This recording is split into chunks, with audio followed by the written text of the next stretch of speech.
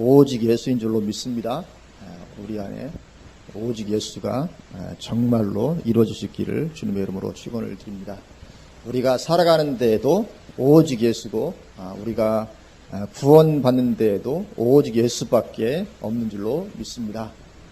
히브리서 9장 27절은 한 번 죽는 것은 사람에게 정하신 것이요 그 후에는 심판이 있으리니 그렇게 말씀합니다. 우리 인생길의 끝에는 죽음과 심판이 기다리고 있다는 것이죠.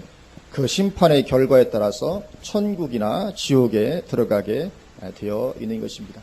반드시 우리는 그 심판의 결과에 따라서 천국이든 지옥이든 둘 중에 한 곳에 갈 수밖에 없게 되어 있는 것입니다. 그리고 심판의 기준이 되는 것은 무엇입니까? 죄 문제가 해결되었느냐 아니면 여전히 죄를 가지고 있느냐 하는 것이 심판의 기준이 되는 것입니다. 하나님은 거룩하시되 온전하게 거룩하신 하나님이시기 때문에 그 하나님 계신 천국에 우리가 죄를 가지고 들어갈 수는 없는 것입니다. 감당이 안 되는 것입니다. 완전한 거룩하신 하나님이 죄 있는 인간이 감당이 안 되는 것이 서로 간에 감당이 안 되는 것이죠. 그래서 우리는 반드시 하나님 아버지가 계신 천국에 들어가야 되는데 그 길은 오직 우리 죄 문제를 해결해 주신 예수 그리스도밖에 없는 줄로 믿습니다. 요한복음 14장 6절에 예수께서 이르시되 내가 곧 길이요 진리요 생명이니 나로 말미암지 않고는 아버지께로 올 자가 없느니라 그렇게 말씀하십니다. 예수님으로 말미암지 않고는 하나님 아버지가 계신 천국에 들어갈 수가 없다는 것이죠. 오직 예수님으로만 가는 것입니다. 왜냐하면 예수님만이 우리 죄를 해결해 주실 수 있으시기 때문에 그렇죠. 그래서 예수님은 최후의 만찬 자리에서 잔을 드시고는 이렇게 말씀하십니다. 이것은 죄 사함을 얻게 하려고 많은 사람을 위하여 흘리는 바 나의 피 곧 언약의 피니라. 그 십자가에서 피 흘리심이 죄 사함을 얻게 하려고, 죄 사함을 얻게 하시기 위해서 내가 십자가에서 피를 흘리는 것이다. 그렇게 말씀을 해주고 계십니다. 그렇게 예수님의 피는 우리의 죄를 사해해 주는 권능을 가지고 있습니다. 왜냐하면 죄 없으신 분으로서 우리 죄를 대신 지시고 흘리신 피이기 때문에 그렇죠. 우리 한번 요한복음 6장 우리 한번 가보십니다. 요한복음 6장 53절 우리 한번 가보시겠습니다. 요한복음 6장 53절 이렇게 말씀합니다. 예수께서 이르시되 내가 진실로 진실로 너희에게 이르노니 인자의 살을 먹지 아니하고 인자의 피를 마시지 아니하면 너희 속에 생명이 없느니라. 내 살을 먹고 내 피를 마시는 자는 영생을 가졌고 마지막 날에 내가 그를 다시 살리리니. 그러니까 예수님의 살을 먹고 예수님의 피를 마시는 자는 구원을 받고 영생에 들어가게 된다. 마지막 날에 내가 그를 다시 살릴 것이다. 그렇게 말씀을 하고 있습니다. 그래서 우리가 구원받고 영생에 들어가기 위해서는 반드시 예수님의 살을 먹고 예수님의 피를 마셔야만 되죠. 그럼 여기 예수님의 살을 먹고 예수님의 피를 마신다는 것이 무엇입니까? 그것은 믿음으로 받아들이는 것을 가리킵니다. 로마서 3장 25절 26절에 이 예수를 하나님이 그의 피로써 믿음으로 말미암는 화목제물로 세우셨으니, 그 피로써 믿음으로 말미암는 화목제물로 세우셨다. 그러니까 예수님의 피가 뭡니까? 믿음으로 말미암는 화목제물, 화목제물인데 믿음으로 말미암은 화목제물, 그것이 예수님의 피다. 그렇게 말씀을 하고 있습니다. 이는 하나님께서 길이 참으시는 중에 전에 지은 죄를 간과하심으로 자기 의로우심을 나타내려 하심이니 곧 이때에 자기 의로우심을 나타내사 자기도 의로우시며 또한 예수 믿는 자를 의롭다 하려 하심이라. 아멘. 그렇게 예수님의 피로서 믿음으로 말미암는 화목제물을 세우셨기 때문에 우리가 예수님의 살을 먹고 예수님의 피를 마신다는 것은 그 사건을 믿음으로 받아들이는 것을 가리키는 것이죠. 예수님께서 나의 죄를 위해서 십자가에 지시고 거기서 피를 흘리신 그 사건을 내가 믿음으로 받아들일 때 그것이 우리를 죄에서 깨끗게 하고 우리를 의롭게 하고 그래서 영생에 들어갈 수 있도록 하는 것이다. 그렇게 말씀을 하고 있습니다. 그래서 이처럼 예수님의 피를 마신다는 것은 그 피로 말미암는 구원을 믿음으로 받아들이고, 그렇기 때문에 이제 내 삶을 그 기초 위에 세우는 것이죠. 그 사람이 구원받은 사람인 것입니다. 믿는다고 말하면서 그 내 삶을 그 기초 위에 세우지 않으면 아무 소용 없습니다. 내가 그 예수님의 피로 만나는 구원을 믿음으로 받아들이고는 내 삶을 그 기초 위에 세우는 것이죠. 근데 방금 전에 보았던 그 요한복음 6장에서 그 53절에 먹고 마신다는 단어가 나오죠. 또 54절에도 먹고 마신다는 단어가 나옵니다. 그런데 이 헬라어 원어 시제가 53절과 54절이 다르죠. 53절에 나오는 먹고 마신다 단어의 시제는 부정 과거형입니다. 그리고 54절에 먹고 마신다는 시제는 현재형 시제입니다. 시제가 다릅니다. 왜 다를까요? 이 헬라어에서 부정 과거형은 과거에 한 번 있었던 행위를 가리킵니다. 과거에 한 번 있었던 행위. 그리고 53절은 그 과거에 내가 예수님의 살을 먹고 피를 마신 있었던 그 행위를 가리키는 것이죠.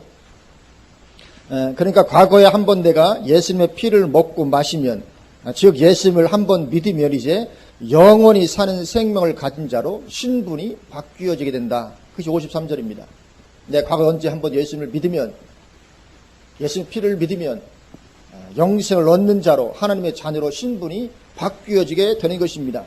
그럼 54절은 무엇입니까? 54절은 그리고 지금 현재도 계속해서 예수님의 피를 먹고 마시는, 이 헬러의 현재형은 지금 영어의 현재 진행형입니다. ing가 붙은 현재 진행형과 똑같은 것이거든요. 지금 지속되고 있는 행위를 가리킬 때 헬러에서는 현재형을 씁니다. 그리고 54절은 지금 현재도 계속 예수님의 피를 먹고 마시는, 즉 예수님을 믿는 가운데 있는 것을 가리키는 것이죠. 그래야 마지막 날에 부활하는 가운데 들어가게 될 수 있다. 그것을 말씀을 하고 있는 것이죠. 그러니까 과거에 한 번 믿은 것으로 끝내는 것이 아니라 그렇게 믿었기 때문에 지금도 그 믿음을 가지고 있고, 그래서 지금도 내가 그 믿음 안에서 살아가고 있다는 것이죠. 그 사람이 구원받은 사람이라는 것입니다. 나는 한 번 과거에 믿었기 때문에 지금은 내가 믿지 않아도 구원받을 수 있다. 그것이 아닙니다. 53절 과거에 한 번 믿을 때 내 신분이 바뀌어집니다. 그렇기 때문에 지금도 여전히 그 믿음 가운데 내가 머물러 있는 것입니다. 여전히 지금도 먹고 마시는 가운데 있는 것입니다. 현재형으로. 그런 사람에게 그 54절 다시 보면 내 살을 먹고 현재 먹고 있는 중이죠. 내 피를 마시는 자는 영생을 가졌고 마지막 날에 내가 그를 다시 살릴 것이다. 그렇게 말씀을 하고 있는 것입니다. 그래서 우리는 예수님의 살과 피를 과거에 먹은 적이 있었을 것입니다. 그리고 그럴 뿐만 아니라 지금도 먹는 가운데 있어야 되는 것입니다. 지금도 그 믿음 가운데 있어야 되는 것이죠. 구원의 진리가 그러하기 때문에 사탄은 할 수만 있으면 구원받은 우리라도 이 믿음의 삶에서 떠나게 만들려고 틈을 엿보며 애를 쓰죠. 하여튼 지금 예수님의 피로 말미암아 구원받은 우리라도 할 수만 있으면 그 믿음의 삶에서 떠나게 만들고 사탄이 애를 쓰는 것입니다. 물론 마지막 들어갈수록 더 애를 쓰겠죠. 우리 한번 누가복음 21장으로 가보십니다. 누가복음 21장 34절입니다. 누가복음 21장 34절. 너희는 스스로 조심하라. 그렇지 않으면 방탕함과 술취함과 생활의 염려로 마음이 둔하여지고 뜻밖의 그날이 덫과 같이 너희에게 임하리라. 이날은 온 지구상에 거하는 모든 사람에게 임하리라. 주님의 재림의 날을 가리키죠. 뜻밖의 그날이 덫과 같이 너희에게 임할 수가 있다. 그래서 이 주님의 재림의 날, 이 지구상에 거하는 모든 사람에게 임하시는 날인데, 이 날이 만약에 나에게 뜻밖의 덫과 같이 임하게 되면 내가 천국입니까? 지옥입니까? 이 덫이라는 게 뭡니까? 덫은 죽이는 동물을 잡는 도구가 덫이죠. 덫으로 사냥해서 그 동물을 죽이는 것입니다. 그래서 주님의 재림의 날이 덫과 같이 임하게 되는 사람은 이건 영원한 사망에 들어가게 되는 거 많은 것입니다. 그래서 누구에게 그렇게 된다고 말씀합니까? 누구에게요? 마음이 둔하여진 자에게. 마음이 둔하여지게 되면 뜻밖의 그날이 덫과 같이 임하게 된다는 것입니다. 그래 우리가 마음이 둔하게 되면 큰일 납니다. 만약에 내가 마음이 둔한 가운데 있으면 내 예상과 달리 전혀 뜻밖의 그냥 주님의 날이 덫과 같이 나에게 임해서 나를 끌고 사망으로 지옥으로 들어가게 되고 마는 것입니다. 그럼 여기 마음이 둔하게 된다는 것이 무엇입니까? 이 마음이 둔해진다는 것은 우리 구원의 유일한 길이 되시는 예수님에 대해 마음이 둔해지게 되는 것을 가리킵니다. 왜냐면 우리 구원의 여부는 예수님밖에 없으니까요. 예수님에 대해서 마음이 둔해지게 되는 것을 가리킵니다. 우리는 항상 예수님에 대해서 마음이 깨어 있어야지 절대로 둔해 있으면 큰일 나는 것이죠. 그래서 지금 현재적으로 예수님의 살을 먹고 피를 마시는 가운데 있어야 되는 것인데 마음이 거기에서 둔해지고 멀어져 간다는 것입니다. 이 우리 신앙은 현재성입니다. 그래서 거기에서 마음이 둔해지고 멀어져 가면 큰일인 것입니다. 그러면 무엇이 그렇게 마음이 둔해지게 만듭니까? 거기 보면 방탕함과 술 취함과 생활의 염려라고 말씀하고 있습니다. 이 방탕함과 술 취함은 이 세상을 즐기는 것을 말하는 것이죠. 반드시 술만 마시는 것을 말하고 있지 않습니다. 이 세상을 즐기는 것을 방탕함과 술 취함이라고 말씀을 하고 있습니다.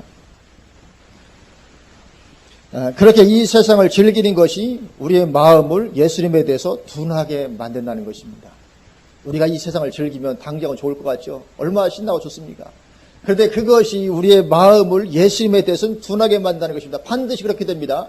우리가 이 세상을 즐기는 가운데 있으면 반드시 우리의 마음은 예수님에 대해서는 둔하게 됩니다. 우리가 같이 겸해서 들을 수 없습니다. 이 세상도 즐기고 우리 주님도 즐기고 이것이 되지 않는다는 것입니다. 그래서 이 세상을 즐기는 가운데 있으면 반드시 우리는 마음이 예수님에 대해서는 둔해지게 되어 있습니다. 그리고 이 생활의 염려도 마찬가지로 예수님에 대해서 마음을 둔하게 만든다는 것이죠. 내가 생활의 염려가 자꾸 찾아옵니다. 자꾸 염려가 있고 근심거리 자꾸 이렇게 거기에 빠지게 되면 결국은 예수님에 대해서는 마음이 둔해지게 되죠. 왜냐하면 내 생활의 염려가 자꾸 크니까 그게 자꾸만 다가오니까 내 마음을 장악하니까 예수님에 대해서는 둔해지게 됩니다. 그래서 사탄은 우리가 그렇게 되어지도록 세상 환경을 조성해 갑니다. 이렇게 되도록 우리가 세상을 즐기든지 아니면 생활의 염려를 가지든지 그렇게 하도록 이 세상을 그렇게 세상 환경을 사탄이 이렇게 움직여가는 것입니다. 조성해가는 것입니다. 특별히 마지막 때로 갈수록 더욱더 그렇게 할 것은 당연합니다. 그래서 요즘 세상을 즐기도록 하는 것이 얼마나 많습니까? 요즘 얼마나 세상을 즐기도록 하는 것들이 많은지 모릅니다. 뭐 꼭 술을 이걸 말하지 않더라도 요즘에 우리 생활에 가까이 있는 예를 들어서 뭐 텔레비전이라든가 스마트폰, 인터넷 뭐 TV 보고 있으면 시간 가는 줄 모르잖아요. 스마트폰, 인터넷 이런 것들도 다 이런 방탕의 도구들인 것입니다. 우리 마음을 예수님께 대해서 둔해지게 만드는 것이죠. 텔레비전을 오래 보았더니 성령 충만해지더라. 그런 일은 없는 것입니다. 인터넷을 몇 시간 했더니 성령 충만해지더라. 그렇게 되어지지 않는 것입니다.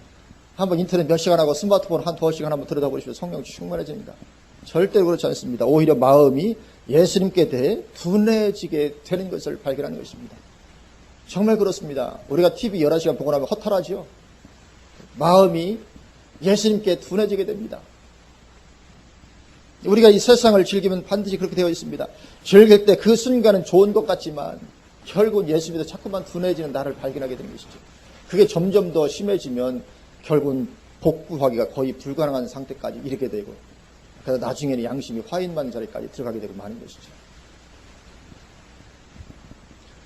또 요즘 세상은 과거보다 훨씬 더 발전하고 살기 좋아졌다고 하지만 그러나 생활의 염려는 이상하게 더 커져만 갑니다. 이상하죠. 분명히 세상은 발전했다고 하는데 옛날보다 살기 좋아졌다고 하는데 생활의 염려는 더 커져갑니다. 요즘에 옛날보다 더 생활의 염려가 더 커지는 것 같아요. 특별히 이 소득의 양극화가 심해져서 더욱더 그렇게 되어가고 있습니다.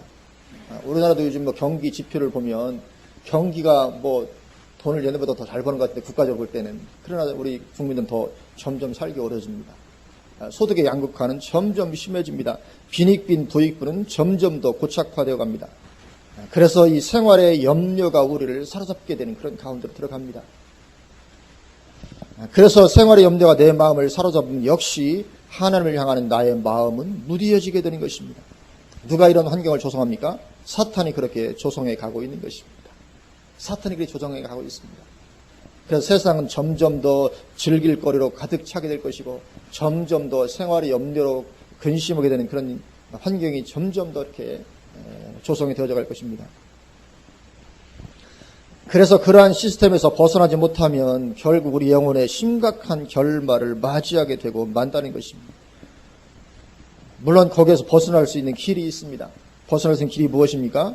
거기 계속 이어서 누가복음 21장 36절에서 그 길을 제시해주고 있습니다. 36절 우리 36절, 누가복음 21장 36절은 같이 우리 한 목소리로 봉독하시겠습니다. 이러므로 너희는 장차 올 이 모든 일을 능히 피하고 인자 앞에 서도록 항상 기도하며 깨어있으라 하시니라. 아멘. 예. 장차 올 이 모든 일을 능히 피하고 인자 앞에, 주님 앞에 서도록, 재림의 주님을 맞이하고 천국에 들어갈 수 있도록, 그런 말이죠. 그렇게 할 수 있도록 그 길이 있는데, 그 길이 뭐냐면 항상 기도하며 깨어있는 것이다. 다른 말로 하면 항상 기도하며 깨어있으면 방탕과 술 취함에도 사로잡히지 않게 될 것이고, 그리고 생활의 염려에도 사로잡히지 않게 되어서 우리 마음이 그렇게 둔해지지 않을 것이다. 그렇게 말씀을 해주고 계시는 것입니다. 그래서 이것이 정말 오늘날 우리에게 길이 되는 것입니다. 사실 길은 항상 기본입니다. 기본. 우리가 기도 중요한 걸 우리가 왜 모르겠습니까? 안 해서 그렇죠. 근데 그게 정말 우리가 살 수 있는 정말 그 길이 되는 것이 항상 기도하며 깨어있는 것이다. 이렇게 말씀을 하는 것입니다. 그래서 우리가 기도하면 우리를 눌렀던 이 생활이 없는 이 눌림은 떠나가고 우리의 영혼은 자유해지게 됩니다. 예수님을 바라볼 수 있도록 해주죠. 그리고 또 우리가 기도하면 내가 생활에서 염려했던 그 일들이 사실은 나에게 닥치지 않고 하나님의 응답이 임하고 그러는 것이죠. 염려했던 일이 있었는데 기도하면 그 염려했던 그 일이 나에게 닥치지 않게 됩니다. 많은 경우가 그렇죠. 내가 염려했던 일들이 거의 다 나에게 닥치는 것이 아닙니다. 대부분 나라에게 피해갑니다. 닥치지 않게 되고, 그리고 기도하면 하나님의 응답이 임하고 그렇게 되는 것입니다. 그래서 기도만이 해결책인 줄로 믿습니다. 기도하는 가운데 있으면 나의 눌림은 다 떠나가고 우리 영혼은 참으로 자유해집니다. 그래서 특히 마지막 시대는 우리가 기도하지 않으면 우리 영혼의 구원을 장담할 수가 없게 되는 그런 때인 것입니다. 그래서 기도해야 우리가 깨어있게 되는 것이죠. 기도하지 않으면 마음이 둔한 가운데 있게 되고 마는 것입니다. 우리는 항상 이 깨어있어야 되는데, 깨어있는 것의 반대가 뭡니까? 둔하여 있는 것이죠. 둔하여 있는 것입니다. 그래서 기도하지 않으면 우리 마음이 둔한 가운데 있게 되고 우리는 기도함으로 깨어있을 수 있게 된다. 이렇게 말씀을 해주고 있습니다. 그래서 예수님은 마지막 때에 대한 마태복음 25장 그 열처녀 비유의 말씀에서도 비유를 다 말씀하신 후에 그런즉 깨어있으라, 그렇게 당부의 말씀을 하고 계시죠. 어떻게 깨어있습니까? 방금 전에 보았던 누가복음 21장 30절 말씀처럼 기도해야 깨어있게 되는 것이죠. 기도함으로 깨어있게 되는 것입니다. 그래서 기도하지 않으면 우리 마음이 둔하여 있게 되지 절대로 깨어있게 되지 않는 것이죠. 그래서 예수님은 그렇게 둔하여 있다가 망한 대표적인 예로 노아 시대와 롯의 시대를 예로 들어주셨죠. 누가복음 17장 26절 30절에 노아의 때에 된 것과 같이 인자의 때에도 그러하리라. 노아가 방주에 들어가던 날까지 사람들이 먹고 마시고 장가들고 시집가더니 홍수가 나서 그들을 다 멸망시켰으며, 이 노아 시대 사람들이 마음이 둔하여 있었다는 거죠. 그들이 노아가 방주에 들어가던 날까지 먹고 마시며 장가들고 시집가는 것, 먹고 마시고 장가들고 시집가는 것이 죄입니까? 죄가 아니죠. 당연히 해야 될 일입니다. 근데 왜 그것을 말씀하십니까? 그런 거 하느냐고 하나님께 대하여 마음이 둔해 있었다는 것이죠.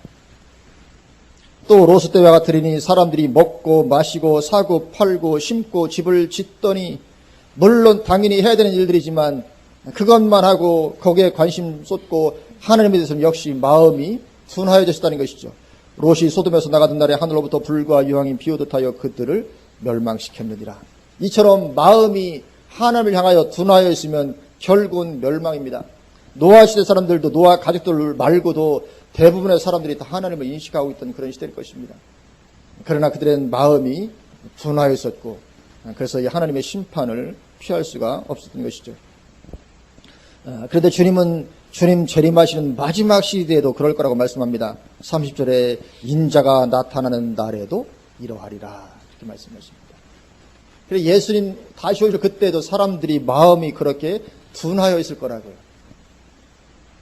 근데 이것이 얼마나 심각하냐면, 마음이 둔하여 있으면 다 심판에 들어가게 되고 만다는 것이죠. 그래서 예수님 그 열처녀 비유에서도 깨어있으라, 마지막에 대해서 말씀하면서 항상 늘 깨어있으라, 너 옷을 지켜라, 벌겁고 다니지 않도록 해라. 예수 믿은 사람을 향해서 계속 주신 말씀입니다. 옷 지켜, 옷을 더럽히지 말고, 그래야 흰 옷 입고 나와 함께 다닐 수 있다. 계속 말씀하시는 것이죠. 근데 마지막 때 주님 오실 때 그렇게 사람들이 다 마음이 둔해져 있을 것이라고 지금 말씀을 하고 계시는 것이죠. 그래서 우리는 더욱더 주의를 기울여야 되는 것입니다. 우리는 반드시 기도함으로 깨어 있어야 되고, 기도하되 누가복음 21장 36절처럼 항상 기도하는 삶이 돼야 되죠. 21장 36절에 항상 기도하라고 말씀합니다. 항상 기도함으로 깨어 있으라고요. 그렇지 않으면 나도 모르는 사이 우리 마음은 무뎌지게 되어 있습니다. 둔해지게 되어 있습니다. 항상 기도한 자리를 벗어나는 순간 그때부터 내 마음은 이미 둔해져 가는 그런 프로세스가 가동되기 시작하는 것이죠. 그래서 우리는 성령의 능력을 받고 엄청난 일을 감당하기 위해 기도하기 이전에 우리 영혼의 안전한 구원을 위해서라도 기도는 필수적인 것입니다. 그래서 우리가 내 마음이 주님을 향하여 좀 둔해져 있는가 우리는 보면 분별할 것입니다. 스스로도 어느 정도는. 정말 민감하고, 우리는 가만히 있으면 즉시로 우리가 다른 번잡한 마음 가운데 마음을 빼앗겨 있다가도 주님을 바라보면 즉시 몇 초 안에 은혜가 이렇게 흘러들어오게 되어야 됩니다. 이게 깨어있는 사람이거든요. 우리가 얼마든지 번잡한데 우리 마음을 뺏길 수가 있습니다. 그래서 즉시 돌이키면 그 순간 하는 바람은 그 순간 은혜가 임하고, 이래야 되지. 정말 둔해 있는 가운데 있으면 아주 심각한 위험에 처할 수 있게 되는 것입니다. 그래서 우리가 깨어 있어야 될 줄로 믿습니다. 우리 항상 기도함으로, 오늘도 늘 기도함으로 깨어 있어야 되고, 그래서 우리가 그렇게 깨어 있으면, 그래서 예수님에 대해서 둔한 마음을 가지고 있지 않으면 사탄이 그러면 포기하느냐? 그렇지 않다는 것입니다. 그러면 사탄이 포기하지 않고 이번에는 이제 다른 예수를 들고 나옵니다. 우리가 예수님에 대해서 마음을 둔해 갖고 있지 않잖아요. 그럼 어떻게 합니까? 그건 안 되겠으니까 이번에는 이제 그래도 예수에게 마음을 고정시키라. 그런데 다른 예수를 가지고 사탄이 등장을 하는 것입니다. 그래서 다른 예수를 따라가다가 망하도록 미혹하는 것입니다. 그래서 예수님은 마태복음 24장에 이 마지막 때에 대한 말씀에서 이 미혹을 주의할 것을 가장 집중적으로 말씀하셨죠. 마태복음 24장 마지막 때에 대한 말씀에서 가장 주님께서 집중해서 말씀하셨던 것이 미혹입니다. 미혹 조심해라. 그것은 이 미혹의 위험성이 그만큼 크다는 것을 보여주는 것입니다. 그래서 심지어는 적그리스도조차도 등장할 때는 어떻게 등장합니까? 자기가 그리스도인 것으로 등장합니다. 적그리스도조차도 아주 흉악한 모습으로 등장하지 않고 내가 그리스도다 그렇게 등장하는 것입니다.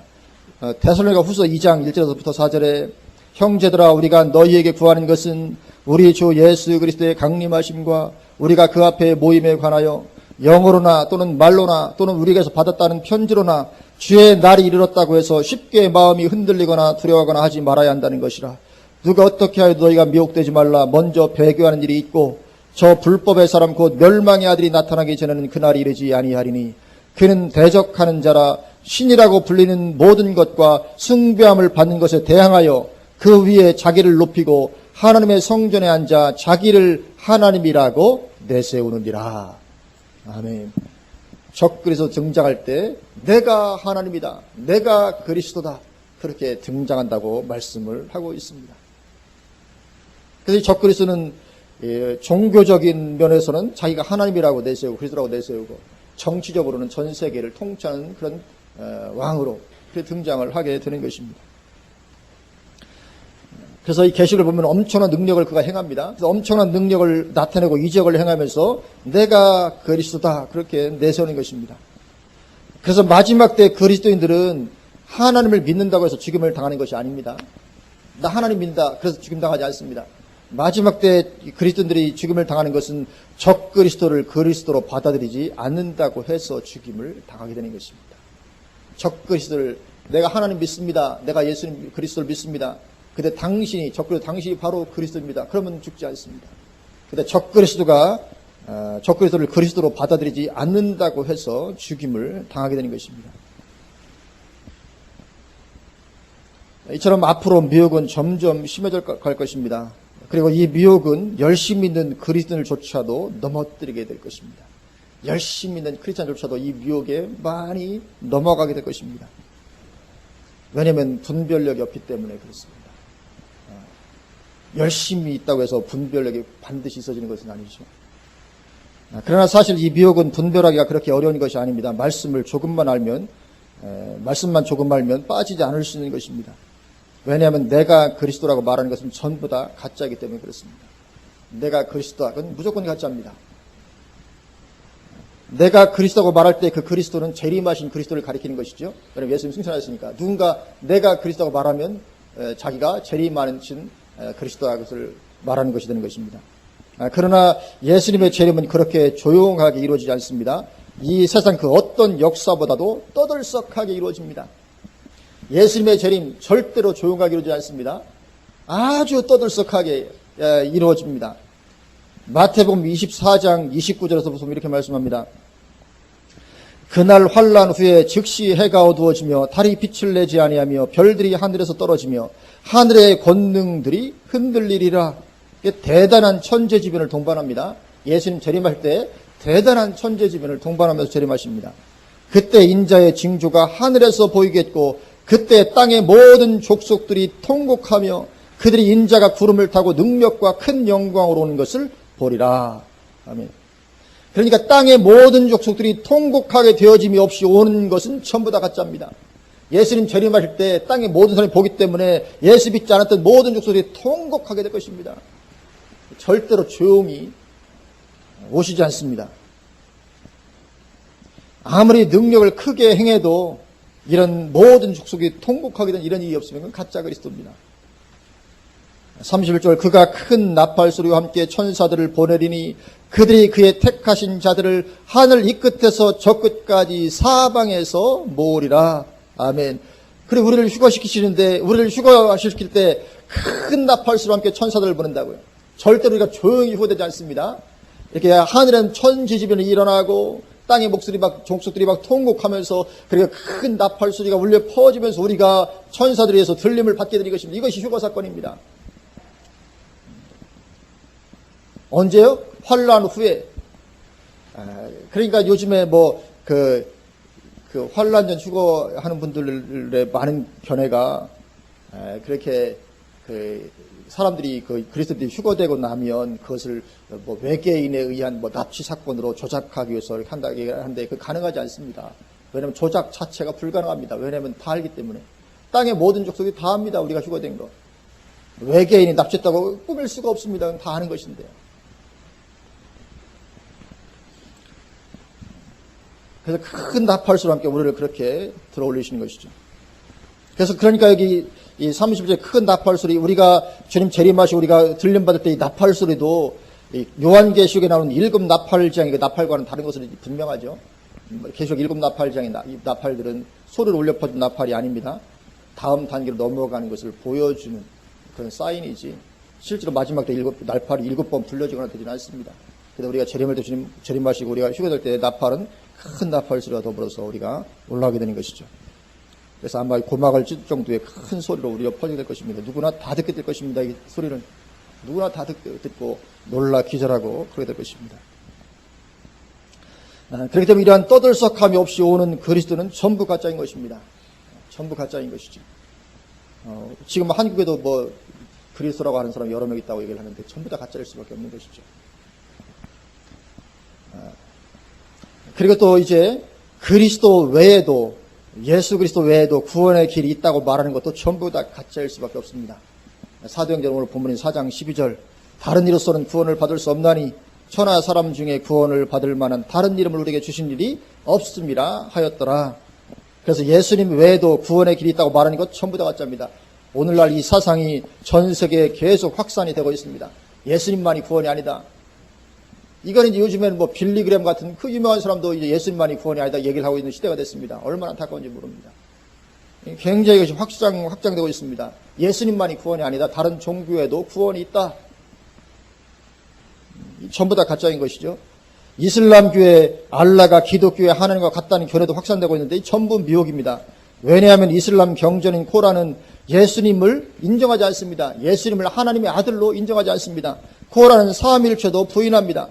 코란은 예수님의 십자가 사건도 부인합니다. 예수님께서 십자가에 달리기 직전에 다른 사람으로 바꿔치기 했다. 그렇게 이야기를 합니다. 예수님께서 십자가에 달리셨다는 것은 거짓말이다. 코란이 그렇게 얘기합니다. 그렇게 예수님을 부인합니다. 그러면 예수님을 부인하는 것에 대해서 성경은 뭐라고 말씀합니까? 요한일서 2장 22절 거짓말하는 자가 누구냐? 예수께서 그리스도이심을 부인하는 자가 아니냐?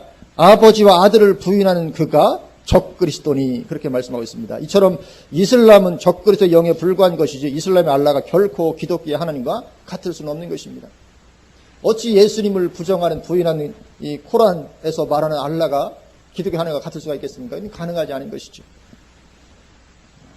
그런데 이런 미혹이 계속해서 일어나는 것입니다. 또 마지막 때 우리 마음이 둔하여지는 것과 더불어서 우리가 주의해야 될 것이 하나 있는데 그것이 두려움이라고 하는 것입니다. 우리는 마음이 둔하여지는 것 우리가 경계해야 됩니다. 그러나 우리 마음이 또 한편 두려워지는 것도 우리가 주의를 해야 되는 것입니다. 요한계시록 21장 8절에 그러나 두려워하는 자들과 믿지 아니하는 자들과 흉악한 자들과 살인자들과 음행하는 자들과 점술가들과 우상 숭배자들과 거짓말하는 모든 자들은 불과 유황으로 타는 못에 던져지리니 이것이 둘째 사망이라. 아멘. 두려워하는 자들 지옥에 들어가게 될 것이다. 그렇게 말씀을 해주고 있습니다. 우리는 두려워하는 자가 되면 안 될 줄로 믿습니다. 그래서 이 데살로니가 후서 2장에서도 마지막 시대에 두려워하지 말았다고 똑같이 말씀하고 있습니다. 좀 전에 보았던 데살로니가 후서 2장 1절을 보면 형제들아 우리가 너희에게 구하는 것은 우리 주 예수 그리스도의 강림하심과 우리가 그 앞에 모임에 관하여 영어로나 또는 말로나 또는 우리에게서 받았다는 편지로나 주의 날이 이르렀다고 해서 쉽게 마음이 흔들리거나 두려워하거나 하지 말아야 한다는 것이라. 마음이 흔들리거나 두려워하거나 하지 말아라. 또 마태복음 24장 6절에서도 말씀입니다. 우리 이것을 한번 찾아보실까요? 마태복음 24장 6절로 우리 한번 가보십니다. 마태복음 24장 6절입니다. 난리와 난리 소문을 듣겠으나 너희는 삼가 두려워하지 말라. 두려워하지 말라고 말씀합니다. 이런 일이 있어야 하되 아직 끝은 아니니라. 그러니까 마지막 때 난리와 난리 소문을 들을 것인데 그때 두려워하지는 말아라. 왜냐하면 아직 끝이 아니기 때문에 이런 일이 있어야 돼. 요즘에 난리와 난리 소문이 많이 들려오죠. 그런데 요즘 종말에 관심 있는 사람들 중 상당수가 이런 두려움을 가지고 있습니다. 인터넷을 이렇게 좀 이렇게 들어가 보면 종말에 대해서 관심 있는 많은 사람들이 이런 두려움을 가지고 있습니다. 그래서 뭐 세계에 어떤 사건 하나가 생기면 금방 두려운 그런 반응들이 막 댓글로 실리고 이런 것들을 많이 보게 됩니다. 그러나 난리와 난리 소문이 있다고 해서 끝이 다 된 게 아니라는 것입니다. 마지막 때 난리와 난리 소문이 그런 어떤 주님 오심의 징조로 반드시 있어야 될 것이지만 그러나 그 난리와 난리 소문은 그건 아직 그렇게 끝이 다 된 그런 사인은 아니다. 7절에 민족이 민족을 나라가 나라를 대적하여 일어나겠고 곳곳에 기근과 지진이 있으리니 이 모든 것은 뭐라고요? 재난의 시작이니라. 그렇게 말씀을 하고 있습니다. 그래서 민족이 민족을 나라가 나라를 대적하여 일어나서 이제 전쟁이 많이 벌어지고 지금도 전쟁이 많이 세계적으로 벌어지고 있지 않습니까?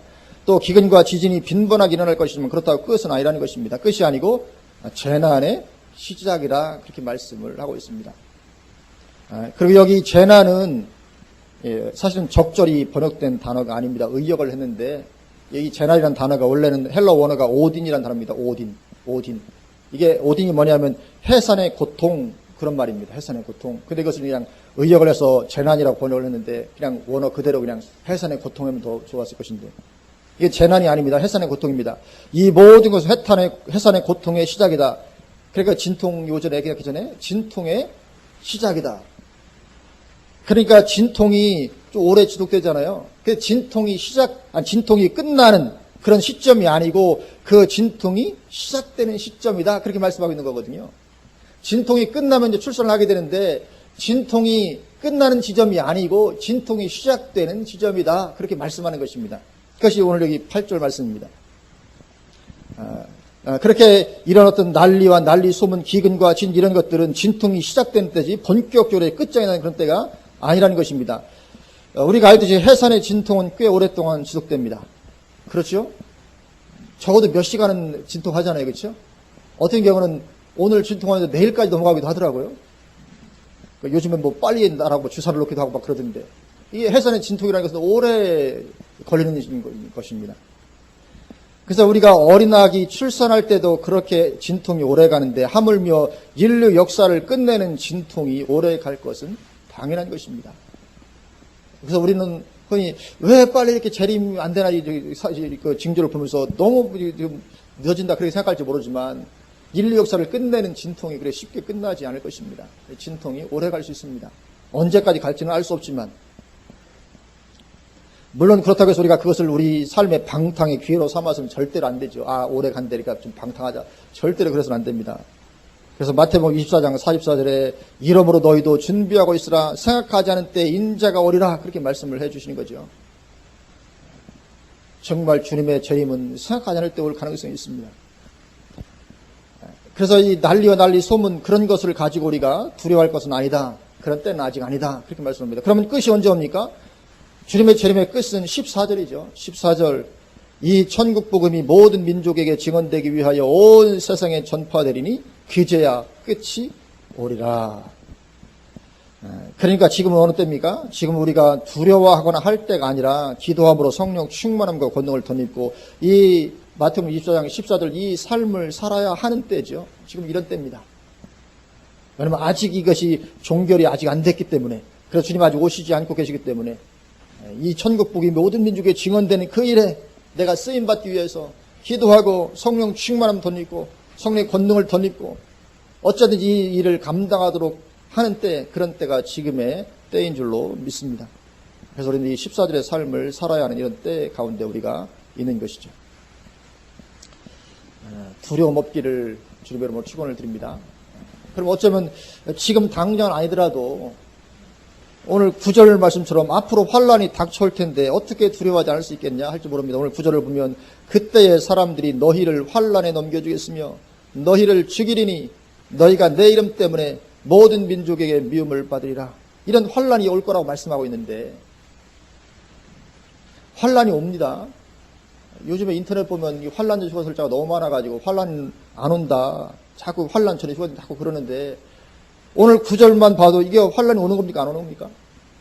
그때 사람들이 너희를 환란에 넘겨줄 거다. 너희를 죽일 것이고 네 이름 때문에 모든 민족이 미움을 받을 거다. 분명히 말씀하고 있거든요.